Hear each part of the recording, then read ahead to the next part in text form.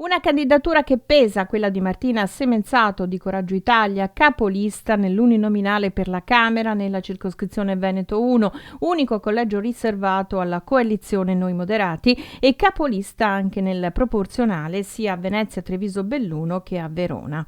Una grande energia, un grande desiderio di fare bene, un grande valore al territorio, una candidatura che esprime tutta Venezia e tutto il Veneto. Questo voglio portare con questa candidatura, una responsabilità che viene da 20 anni di lavoro proprio nelle nostre terre e quindi che esprimerà il concetto legato alle persone, alle eccellenze e alla capacità di fare che fortemente ci rappresenta. Profonda conoscitrice del territorio, è stata la prima donna presidente della sezione vetro di Confindustria Venezia Rovigo.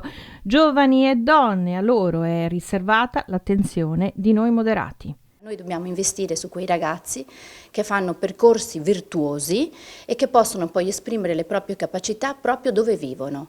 Io mi relaziono molto, no? Sono stata 10 anni presidente di una scuola del vetro, ho avuto modo di relazionarmi attraverso le scuole e anche proprio delle lezioni con i ragazzi e vedo grande intelligenza in questi ragazzi giovani. Ecco, noi dobbiamo valorizzarli. E tra le priorità, ovviamente, un intervento sul costo energetico. Un focus in primis per il prossimo governo deve necessariamente essere sulla crisi energetica, ma non solo nell'immediato, anche nel prossimo futuro, andando ad investire su quella ricerca che forse un po' è mancata di energie alternative che possono poi supplire quando succedono cose di questo tipo. Anche perché ricordiamoci, oggi si parla molto di impresa, ma domani la crisi energetica a settembre-ottobre riguarderà specificatamente le famiglie. È tutto collegato, perché quando parliamo di impresa, di lavoro, parliamo poi di famiglie, parliamo di benessere delle persone e quindi necessariamente sarà uno dei primi atti, cioè la prima cosa che io chiederei è proprio quello di concentrarsi sulla crisi energetica e tutto quello che ne consegue.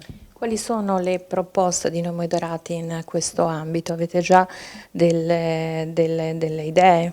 È sicuramente un supporto dal punto di vista finanziario, gli sgravi poi rimangono fondamentali per le imprese, una concentrazione sulla tutela delle famiglie.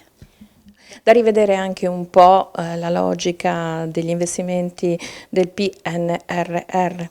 Certo, qui bisogna prenderci, sedersi bene e capire quali sono gli obiettivi performanti tenendo conto di quella che è l'attuale situazione, assolutamente.